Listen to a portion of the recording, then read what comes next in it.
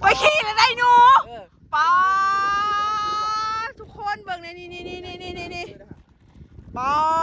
เบากบไปขี่เพื่อเราได้หนูมาทุกคนหนูนี่ป้า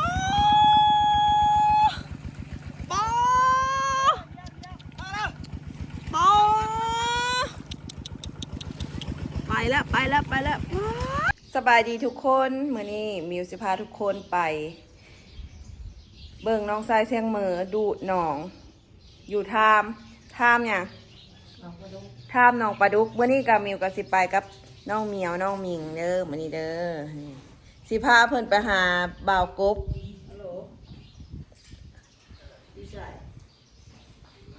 เอ้าคือว่าขึ้นมาแล้วบ่ดูดแล้วบ่น้องนะ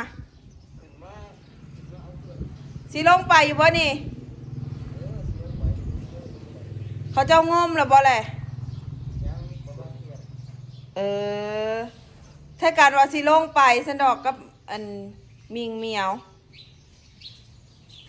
กำลังเตรียมตัวได้นี่โอเคเลยสิขับไปหาเด้อโทรหาเจ้าของน้องขึ้นมาเอาเครื่องเอาของอยู่ป้ายบันนี้เฮาก็เข้าไปหาเชียงเหมือบันนี้ไปครับเลยให้มิงอันนั้นคนเดียว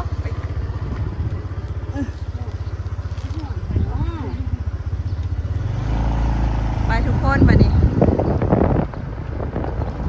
ไปส่วนเชียงเหมือ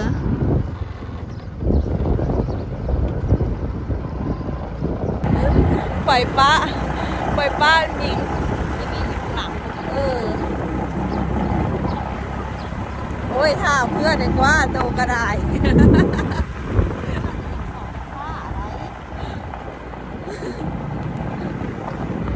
ตอนนี้ก็ฮอดเพื่อนเชียงเหมือแล้วคนปลาโตมีเสือไปน้ำเนาะมื้อนี้เนาะเสือใหญ่ตอนนี้เราก็ขึ้นรถไปที่เรียบร้อยแล้วเจอกันอยู่หนองนะจ๊ะมะนางพี่น้ามิงนางอันเอาไป แก๊สเสือนะไปอย่าลืมเอามึงนิ่งเด้อลืมแล้วฮะมันเครียดได้กูไปเอามันนะยังไงนี่ไปนี่ทุกคนเจอกันอยู่หนองเดี๋ยวจะสิไปอ่ะตีกันซะตีกันซะ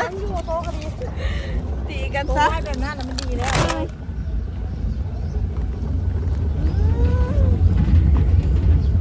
พอกันอยู่หนองแล้วก็มีฮับโบฮับกินหนาเสด็จนะเดี๋ยวก็ไม่ได้ปิดดอกจังหวัดนะปิดคือเก่าร่างการมากเลยกอกผู้หอยค่ะภูเขาหอยพ่อกาบหอยเชอรี่นี่ไปหาเอาลานิ่งเซียนจับปลาดุกได้นี่ได้เพิ่นเชิดน้องกำลังที่ฮอดจุดหมายปลายทางแล้วทุกคนตอนนี้ก็ได้โอ้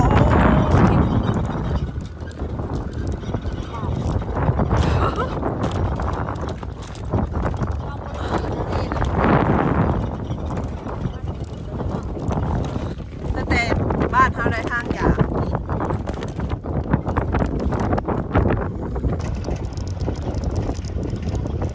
แซงนาปังนาปี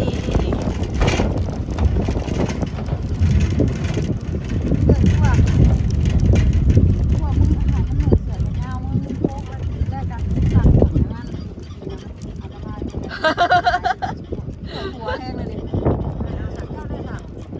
ป้าไก่แห้งเนาะมิงเนาะไก่แห้งทุกคนเลยนั่งรถมาบ้านโดนแหละ กำลังสิฮอดที่ว่ามีรถเป็นลอยรถโจ๊กรถไมโครนั่นแหละตีก็ต้องสิเป็นขายนะฮอดแล้ววันนี้ฮอดจุดหมายปลายทางแล้วป้าได้อยู่นั่งมาจนเมื่อยน้องมิงว่ะเชียงเหมยเห็นกับเพื่อน โคตรเอาเครื่องพี่สบายดีก่อน ดีเด้อคนเอาเครื่องเด้อ โคตรเอาเครื่องเด้อผู้สาวก็มานำได้มื้อนี้น่ะหยุดอย่าพาว เนี่ย เขาสิเจ้าท่าเอาทางพุ้น เอานี่มาค่ะเอานี่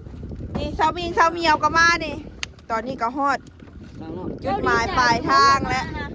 ดีใจ แล้วก็มาพ่อเบากบรถนี่มื้อนี้พาน้องมิงน้องเมียวมาหาเบากบได้มื้อนี้ได้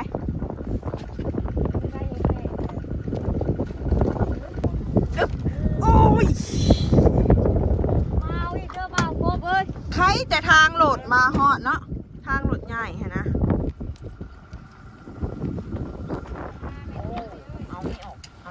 เอานี่ก่อนถักอันนั้นก่อน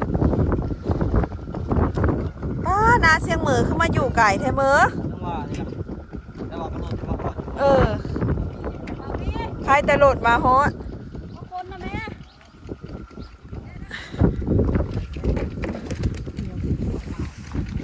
ล่างหน้าแล้วบอจะเศร้ามานี่ ล่างเรา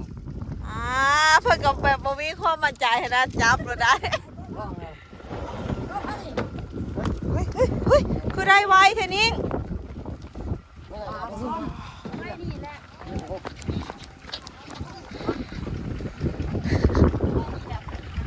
เห็นเมียวอันกระเป๋าเอ้ยค่ะ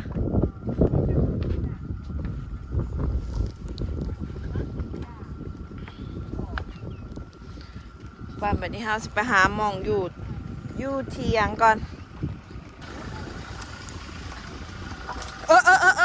มีปัญหากับในเสือเขาดาวเครื่องเขาดาว โหคือเอาอันนี้กินบะกินอยู่เพราะว่า มาที่สับส่งนี่ เลือกภาย2 คนสาวอิงกับสาวเมียวนะ ใส่เสือหน้ามันนี่ ยัง ยังบ่ฮู้ต้องใช้เวลาคิดก่อน คุณรู้ว่า ยังบ่ฮู้เพิ่นว่าว่ะเอาไปไว้ซะก่อนจังมาเลือกว่าถึงคนสิไปเบิ่งเถียงเพิ่นบ่อนเพิ่นอยู่ อันนี้เป็นเถียงนาของเชียงเหนือเด้อน้องปลาเพิ่นก็ติดกับเถียงนาเลยทุกคน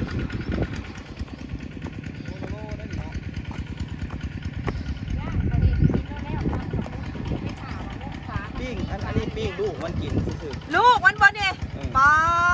โตขนาดลูกมันยังหัวมัน ลูกมันเต้น ซ้ำ มา เนาะ แล้วปิ้งกินซะ ปลาโท เนี่ยไม่คุยลูกมันอะไร จับไว้หลายโตแล้วอ่า ไม่ใช่ลูกมา อยู่ในนี่นะ เบิ่งหมดเลยบุก ว้าวปลาคนจับเอาอยู่ในอันนั้นมันซื่อๆเลยนี่เนาะ ตอนในว่าบุก ว่าทันได้บก คุยนั่นมีแต่ตัวลูกมันไม่คุย โอ้เอ้าส้มโอ มาอยู่แต่พี่บ่ส้มโอค่ะอ่า อยู่แต่หน้าแล้วสุดโอน่ะ ส้มโอหันได้ นี่มันดึงที่นอนนี่ นี่น้ำรับมาน้ำเคยเวลาบอก คือตื่นแล้ววินเนอร์ โอ้แป้งนี่ตั้ม ข้าเต็งกระปุ้นจะไปให้โอ้ยนี่มากล้วยคันนี้อันนี้ขยะกินได้ เตาไฟค่ะขนาดเลย อันนี้อันหมักสตรอเบอรี่ขยะกินได้ เป็นพวง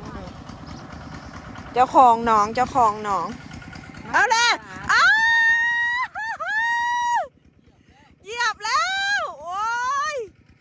เป็นโทษแล้วผักบุ้มนี่ขั้นส้มนี่ไม่ใหญ่ทุ่มเราหมักใช่ได้นี่ เสียที่มันชื่อ หาคอนมาใส่ เดี๋ยวมันมีได้ อันนี้ได้ มีทำเห็ดนี่แหละไม่ แต่ละปีก็แบบนี้เลยบอกเคยมีไหม บอก มีแต่ซ้ำนี้ ผักปลานี่ครับปลาคอหลายปลาดุกนี่มีบกเกินโลนึง น้องปลาดุกแท้ๆค่ะปลาคอหลาย ลูกนี่ ยิ้มยังเลือกได้แล้วบ่ผู้สาวนะ ยัง เอาแหละคือบ่เลือกเอามิงกับเมียมันไผงามกว่ากันอ่ะ2 คน ฮะ นี่ มีงามกว่า นี่บ่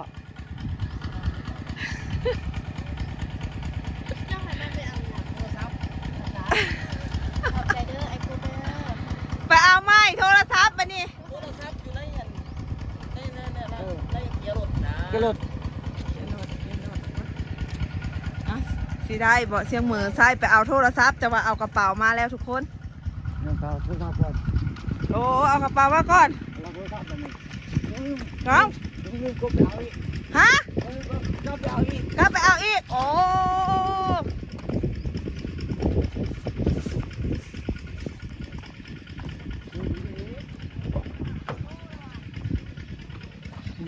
โอ้ยผ่อนลืมเลย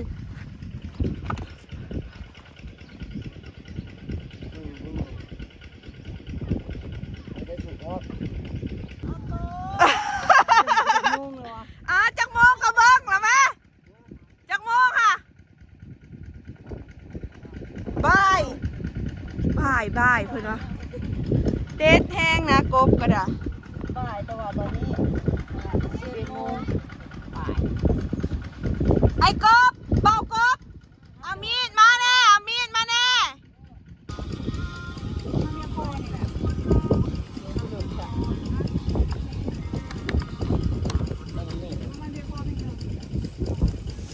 เจ้ามานั่งแล้วทุกคนนั่งกับเซาหมิงดีกว่า นั่งลง เซาหมิงแล้วแบบยังเสียจ่ายคือไร ก็น้ำโคกนี่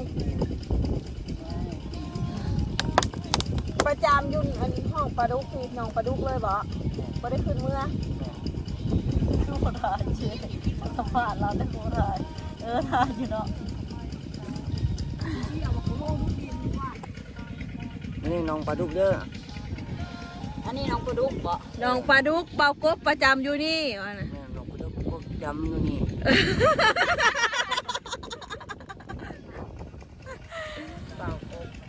สิกินบ่ กิน สิเงี้ยให้กินนี่โอเค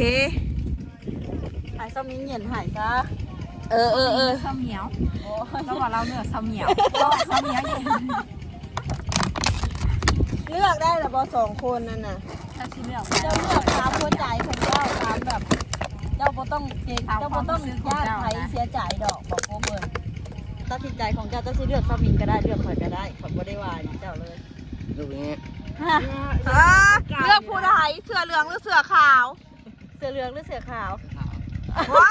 วเสื้อขาวอยู่พี่ไหนพี่อันนี้เสื้อเหลือง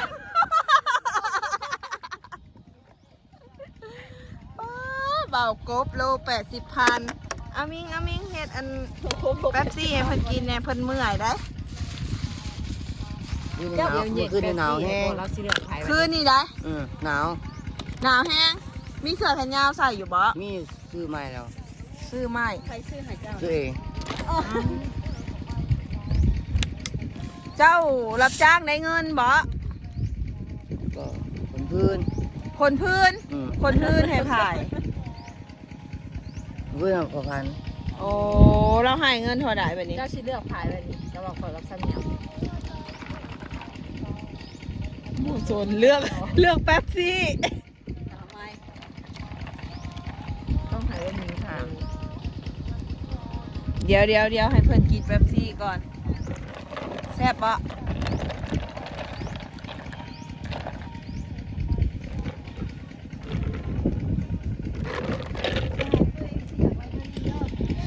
พ่อบอก พอแล้วเจ้าจ้ะ ให้เจ้าได้กิน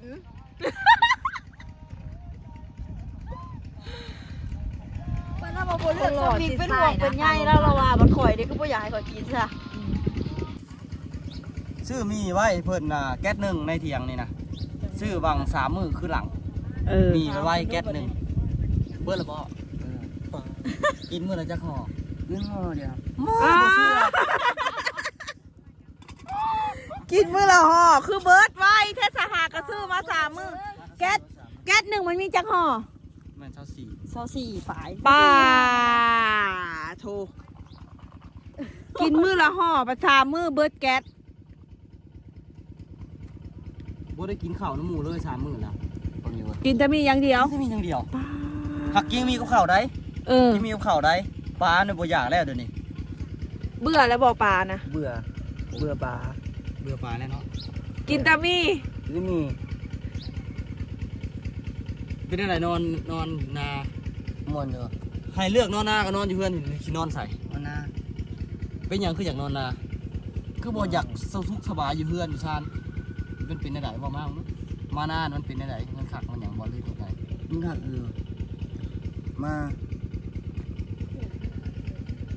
เอาบุญมื้อนั้นเป็นอะไรม่วนเหรอม่วนถ้าคือมันคือยังกลับมานอนนาเสมอน่ะตัวน่ะไผบอกมีไผบอกบ่บอกไม่ มาเองบ่ว่าย่างลงมากลางคืน หรือเช้า เจ้าใส่บาตรแล้วเพิ่นก็มา โอ้เก็บอัน เก็บของเสร็จก็เจ้าแล้วก็มา เจ้าก็เอาเงินให้บ่ล่ะ ให้ ฮู้จักเงินอยู่บ่ล่ะจักพันเขาเจ้าเอาให้นะ เอาเงินมาดูใครมีเงินน่ะ เดี๋ยวเงินนี่ กระเป๋าไผ่ กระเป๋ากันนี่แล้วก็ตอนนี้กำลังนั่งสัมภาษณ์เบากบอยู่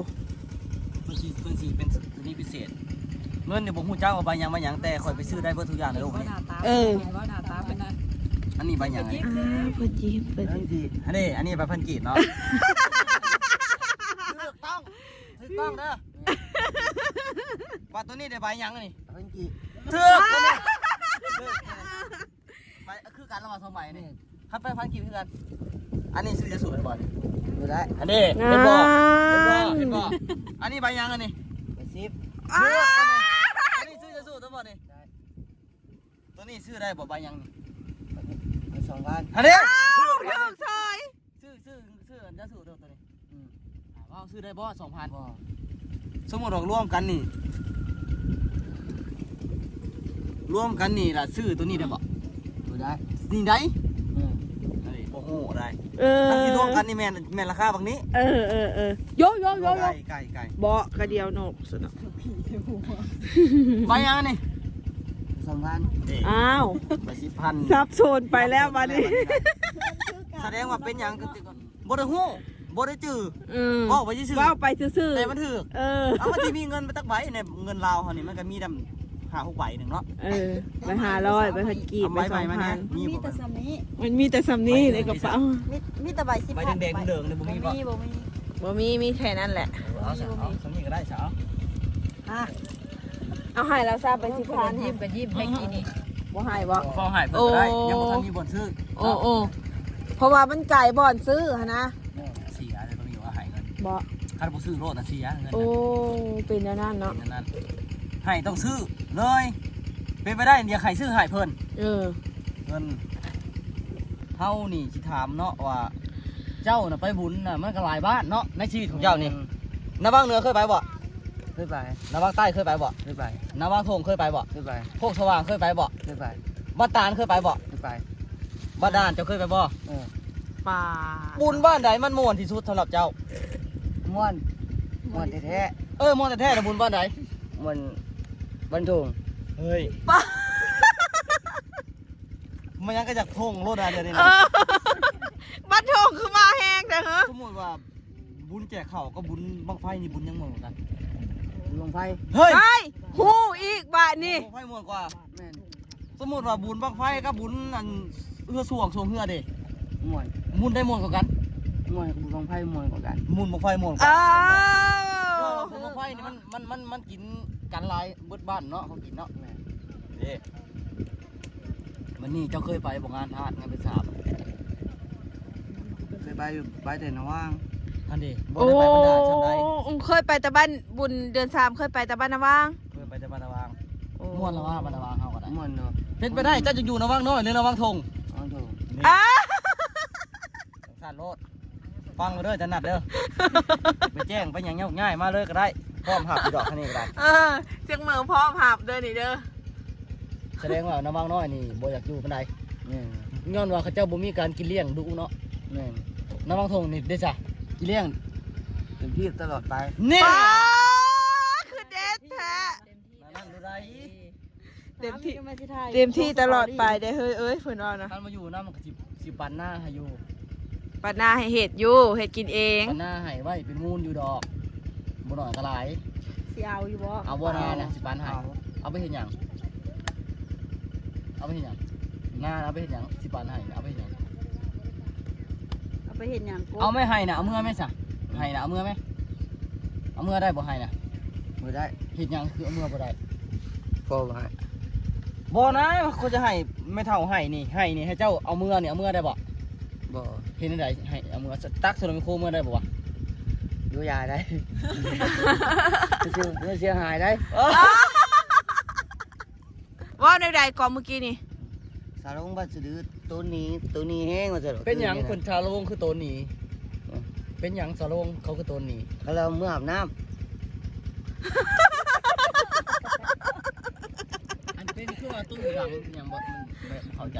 เป็นหยังชาโลงเขาคือหนีอ่ะ ำเขาเมื่อยเขาบอกพร ไปคนละเรื่อง ได้มาได้ ลืมกันยังไงอ ตู้ ยู่ อันนั้นนุ่มค่ายๆน่ะเป็นได้ดัง เป็นอย่าง แล้วก็เปิดแห้งโพด ก็เลยเป็นหยัง ปิดเลยปิดก่อนนะ บ่นะชาโลงน่ะเขาเป็นหยังเขาคือฮะ ผมเมื่อ เขามืออ่ะ เขามือ เพิ่นน่ะตรงตลอดหลังเพิ่น เพื่อนผู้นี้จ้ะ ผู้นี่แหละ เอาถามมัน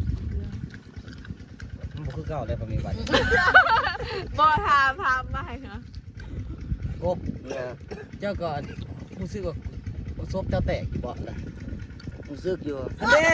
บาดนี่นะเป็นอันนั้น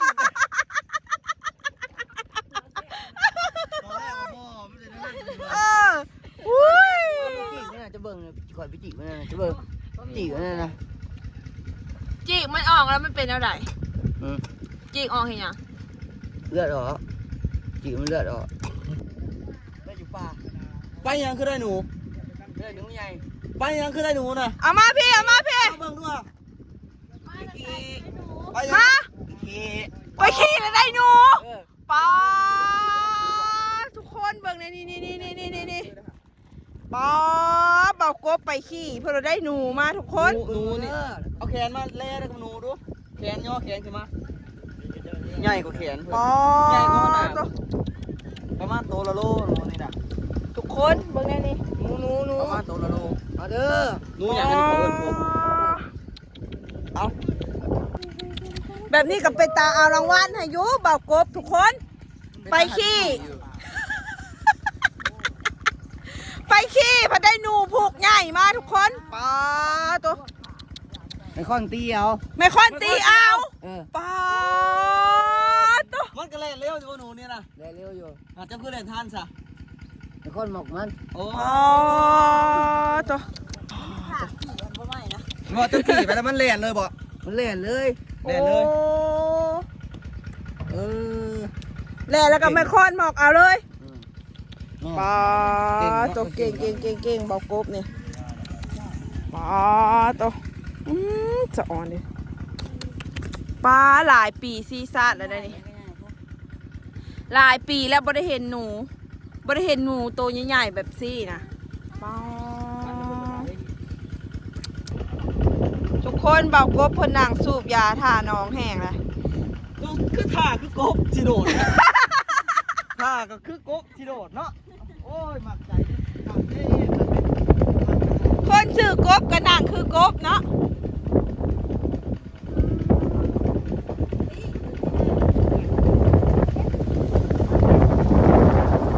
แซ่บอยู่บ่สูบยานะ แซ่บ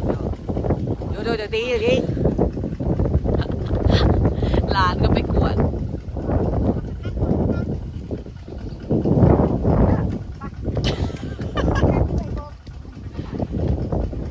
คนคือกบคนชื่อกบกระนางนั่นคือกบทุกคนเสียงมือสิจามปลาสุกินละบาดนี้ สิจำลูกปลาขอเด้อ ลูกมันติดิ เออ อ๋อโตขนาดลูกมันยังโตใหญ่สำนี้ แม่นขนาดแม่มันที่ทันใด ป่าดอใหญ่โตสำนี้แหละพอดีแซ่บนี่ ง่ายนี่ก็ปิ้งบ่สุดแล้ว แม่นดีจ้าทุกคนป่านี้เสียงมือเสียบไว้ให้เรียบร้อยแล้วสิเอือบเกลือไปปิ้งในป่านี้โผล่เราได้กัน แล้วแต่เกลือเฮาหลายอยู่ดอกไม่ได้เมื่อใช้เครื่องให้กระตุ้น โอ้ยคักเด้มักใจเด้มักใจเด้โอ้ย นี่ นี่โอ้ยเนาะกระเทียมหยัดปากบ่เนาะนี่โอ้คักเด้ วิธีลูบเกลือกับ เป็นปลาธรรมชาติเป็นปลาบ่ได้เลี้ยงหัวหารทำเลยได้อนี่ โอ้ยไก่กับไก่แท้จังวะ อันนี้ ปลานี่นะมันอยู่ห่างไกลความเจริญแฮง บืนนั่นนี่นะปลาบืนเด้อนี่เด้อน้องตะละแหงตอนนี้ นี่ปลาบืนตัวนี้ของแท้แม่นนอนท่าอยู่ลูกพุ้น แมน โอเคไปแบบนี้ไปย่างเมาเอาขึ้นใส่ใส่บ่ บ่แล้วบ่มิวพี่ได้ ตัวนั้นเลยค่ะ เอาคีบทายไปใส่ตัวนั้นอ่ะบ่ ตัวนั้นก็มีแล้วเอาเล็กย่างนี่ไปพวก พัดสะกดเลยค่ะลูกเอ้ย โอ้ยเอาแบบธรรมชาติไปเลยไม่ต้องพัดต้องอย่างดอก บ่พัดนะมันมีน้ำมัน เออ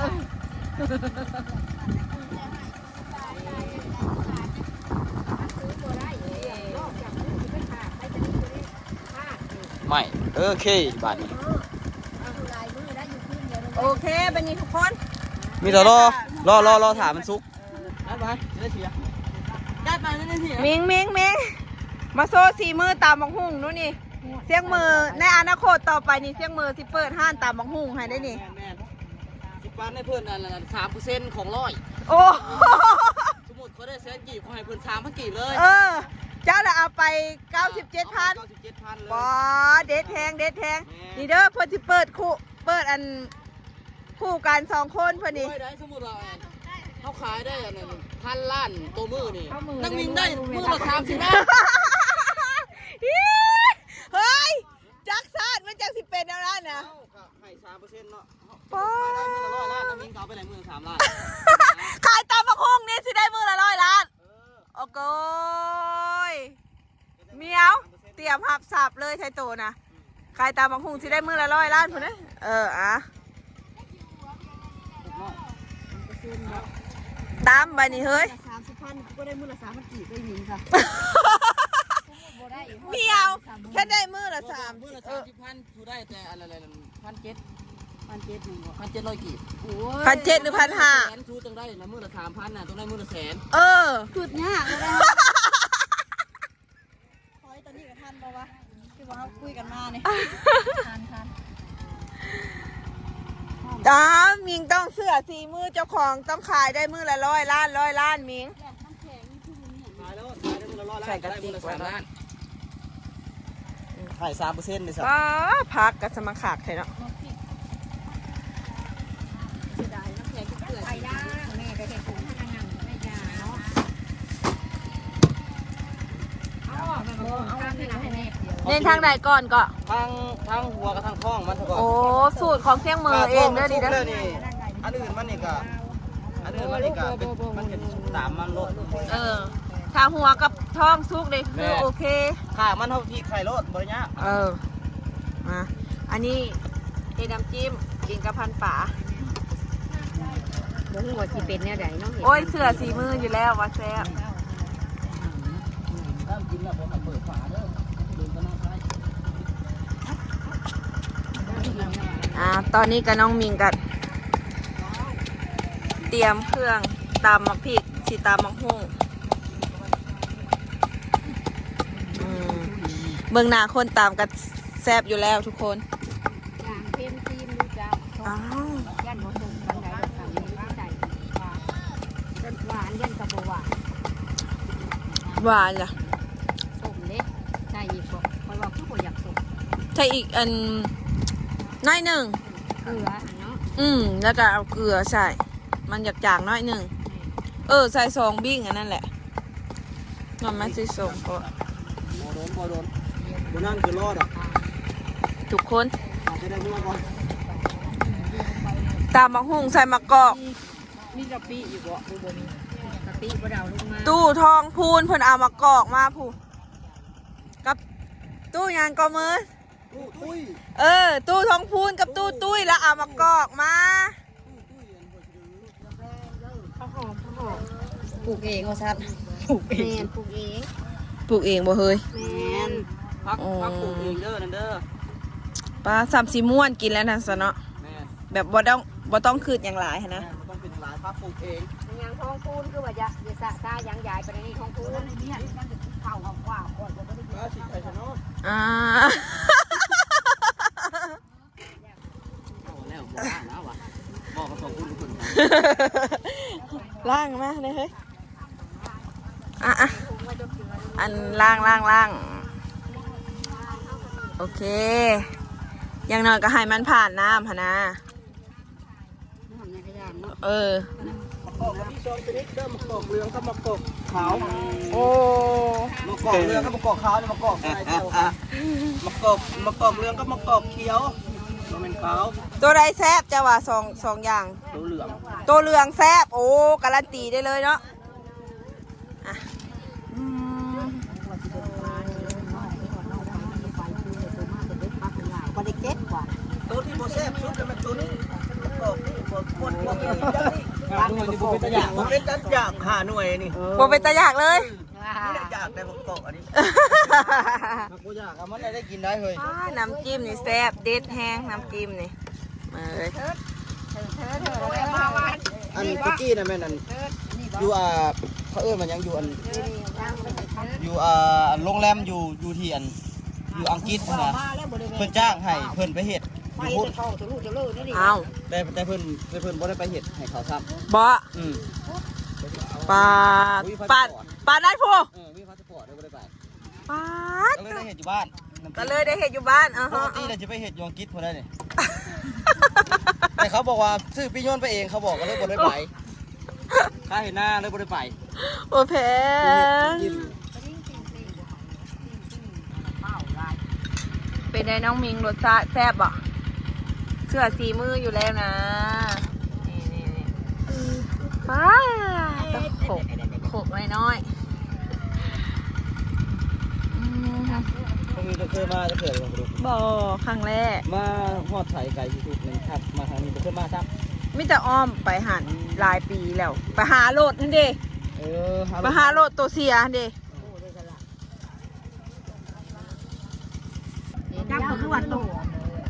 ตึงมาไม่ได้ก็แบบนี้ก็ล่ะให้ยังไงล่ะจิ๊บก็วัยรุ่นขนาดนอนจิ๊บของปองน้องนะคนดีก็มีอยู่จะได้แบบนี้ก็เจ็บเอาแล้ว โอ้เพิ่นเอาของน้องได้คนว่าน่ะเพิ่นจะได้แบบนี้ ขอบคุณแม่จะไปตายแล้วไงล่ะได้ออกอ้อมทั่วประเทศทั่วโลกตัวตายเลย อันนี้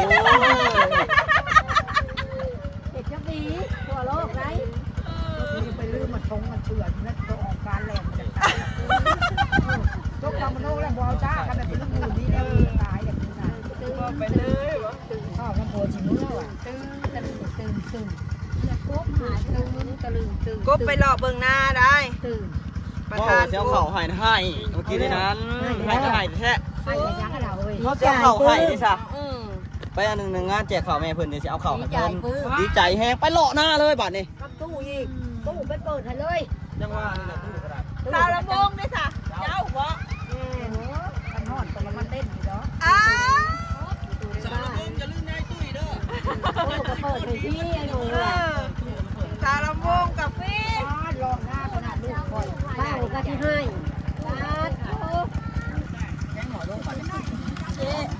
ได้สองสอบแล้วได้ป่ะนี่นะหน้าให้หน่อยลูกเขาให้ดอกกันดูงานกับพ่อยังมีอย่างไรลูกเอ้ยโอ้ย หอมกลิ่นมะกอกมังนาวเนี่ย ดีใจบ่จากน้ำตาออกครับครบฮะ อืม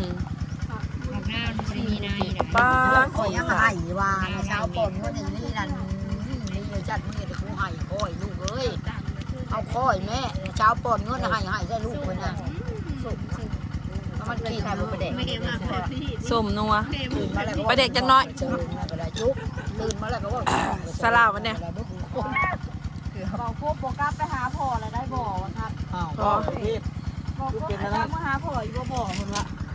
อย่าว่าแนวนั้น เป็นลูกอย่าลืมบุญลืมคุณของพ่อ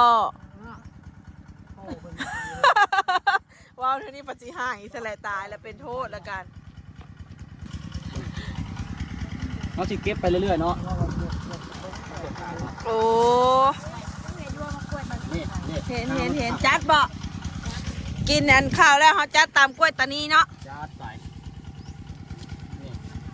เพราะว่าข้างๆมันเนี่ยมันดีสิแซ่บนี่ ปลาตัว อันนี้ได้จากการแบบเคยปิ้งปลามาเคยไปปิ้งปลาอยู่อันประเทศไทยมาดิ ประสบการณ์เนาะสันซะเอาประสบการณ์มาใช้ แม่แล้วขั้นน้ำย่อยจังซี่แหละนี่ข้างในนี่มันเป็นเฮิมๆเลยแบบ โอ้ พอดีแซ่บ พอดี เนื้อ แซ่บ มันหันเลยล่ะ พอดีนัวว่าสันซะ นี่น้ำย่อยปอก อืม ขั้นย่อขึ้นแล้วผมมีน้ำย่อยนะที่ว่ามันใหม่ไปแล้วนะแหมอันนั้นผมแซ่บ เอา เขาเบ้าตรงกันเลย ผู้บ่าวก็นั่งเฝ้าเลยเนาะลีกเห็นยัง อย่าว่าอะไรเป็นอย่างคือลีกนอนได้คำนั้นโพนได้คำมาอายก้องคนเป็นอย่างคือลีกเป็นอย่างคือลีกเป็นอย่างคือลีกกล้อง เป็นยังเจ้าพี่ก้อง ทุกคนสมพามาหาอันผู้บ่าวอยู่ได้เมียวนะผู้บ่าวก็มานั่งเฝ้าเลยบ่ไปใส่เลยผลเออฮ่า สมการปากิน กิ่งทองก็ไม่ยกปลาขาวสามมากี เอาไก่หันแล้วเอาขอบคุณนะ เอาตุ้ยเราหิวแห้งเราจัดการก่อนเลยนี่ ตัวโลกเลยได้ ไปกินของเช้านะ กินแล้วแหละกินแล้วนี่ เขาโทษวะ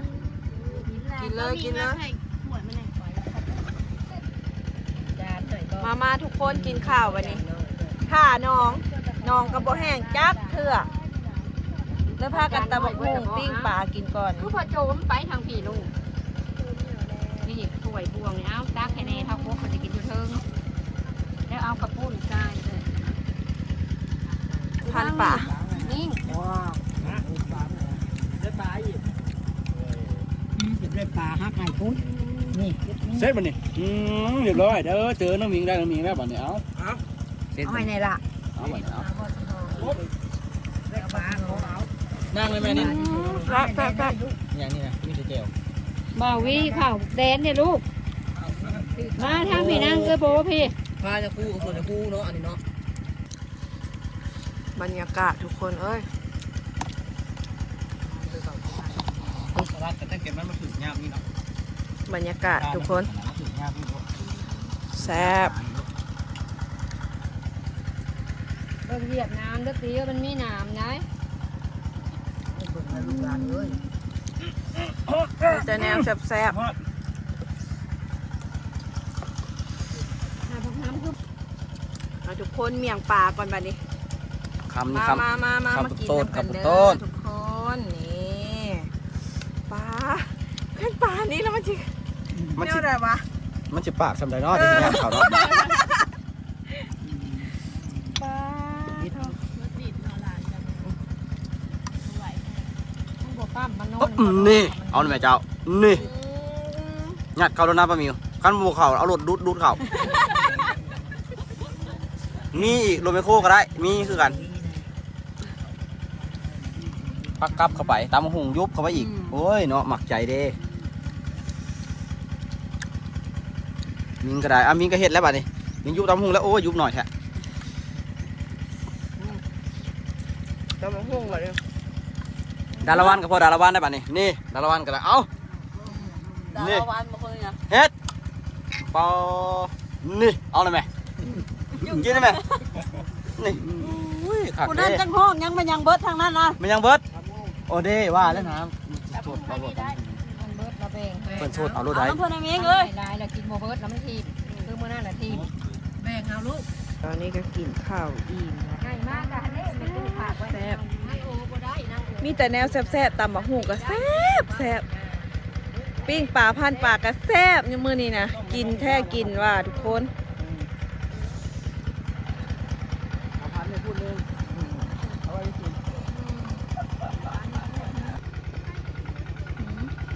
เริ่มแล้วเริ่มลงไม้ลงมือแล้วว้าวมือป่าป๋าดอใหญ่ได้นี่ได้ทุกคนโอ้ ยิงโซโนหยกโซโน นี่5 ขีด 5 ขีดโอ้ตัวรองมันตัวรองมัน รักมันเสียแล้ว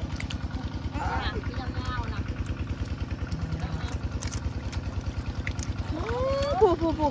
โอ้มีโตใหม่ว่ะเดี๋ยวจะโตใหม่ เอ้ยขึ้นมาใช่ไหมนะ เออ เต็มอยู่ ปูรูอยู่เพราะวะ พอลูก ก็ได้เอากระตามาให้เหนียวมา ไปทำไมไปเอาครับโบอ๋อจัดไป มันยาวเด็ดจะซื้อเรากระจับได้ ใช่แล้วมันโดดอีดง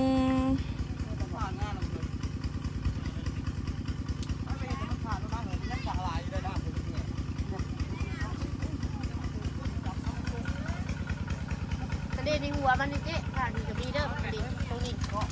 จะบอกว่าเจนี่บ่เห็นบัด โอ้โหลงเลยนี่เอาไหม กระเด็นเจ๊ ผูกจำพุ่นป้า ตีนจะดิเจ๊ตีนในเบื้องขวาจะหันให้มองตีนเบื้องขวา ปลารถง่ายเอาแล้วไหมนี่ เลยเหยียบแล้วป่าในตีนเท้าลงคอยตีนเถอะแล้วไปเอานะ เป้า ง่าย ใหญ่แหงบ่จับมาโซ่ดู ป่าหลายแง่ น้องปลาดุก เดี๋ยวพี่จะเปิด โอ้ เปลี่ยนชื่อซะด้วยน้องนี่นะ นี่นี่ก็พอวันนี้ในระหว่างตีนเจ้าก็มีตัวหนึ่งใช่นี่หนูบอกนี่ฮะแหละตอนนี้น้ำกับบท่านได้แห้งทุกคน แต่ว่าเฮาเลาะเก็บเอาตามแคมสะก่อนอีแม่บ่ให้งมโอเคสะเอามายืนอ๋อมาแล้วเมียวผู้ กับผู้ใหญ่ไปได้ ประมาณเกือบโล เจ้าเป็นกำลังใจให้คอยเด้อได้อยู่วะ สู้ๆว่าไป ส่งอันมินิฮาร์ดให้แน่นี่เจ้านี่นะอ๋อจุ๊บแบบนี้เดี๋ยวนี้นะ ทุกคนตอนนี้ก็ลงงมป่าแล้วจ้าน้องเหมียวลงแล้วก็หลานทรายนิ่งอุ้ย มันปลาดุกปลารถใหญ่แน่เอามาแม่ปลาบ้าน เอากระตาลงมาได้ไหมโบว้ายมึงก็ได้เนาะ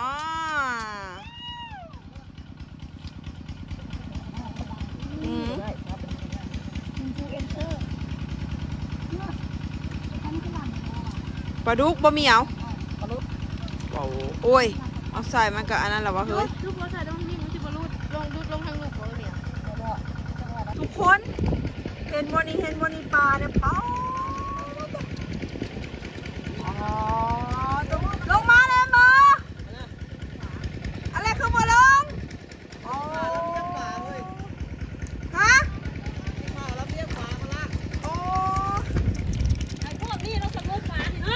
เอาขึ้นไปนี่เอาขึ้นไปจักรตาแล้วนี่ ตาหนึ่งแล้ว ตาหนึ่งแล้วทุกคนเป้าไปจับมาโซไปอาตีจับได้ปะ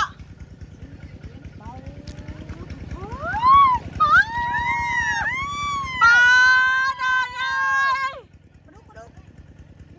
ปลาทุกคนปลากระลายเพราะปลาบันนี้แบดกระทิเบิร์ดปลานี้อุ้ย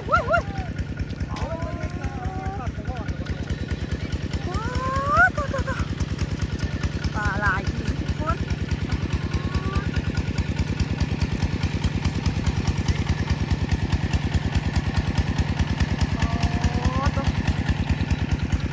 โพดหมกโมงแดงปลารสกระลาย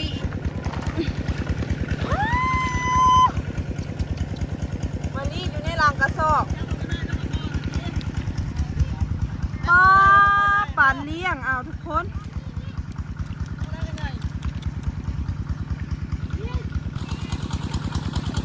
ปานป่าเลี้ยงเนาะลายกระลายแท้ๆป้าตัวอะไรทุกคนใส่ตีเอาเงินจับนะพี่มาจับพี่ตีไวแบ็คสิเบิร์ดแล้วนี่ปอป่ายังสตีลงค่ะเอาแล้วไหมฮ่าปลาข้อฮะ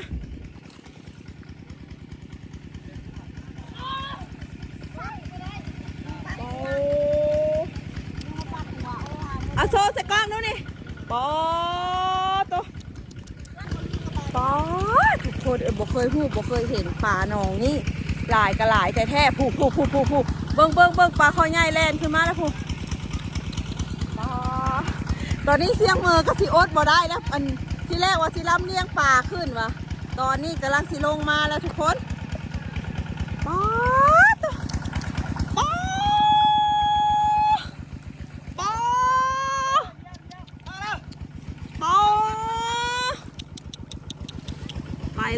ไปแล้ว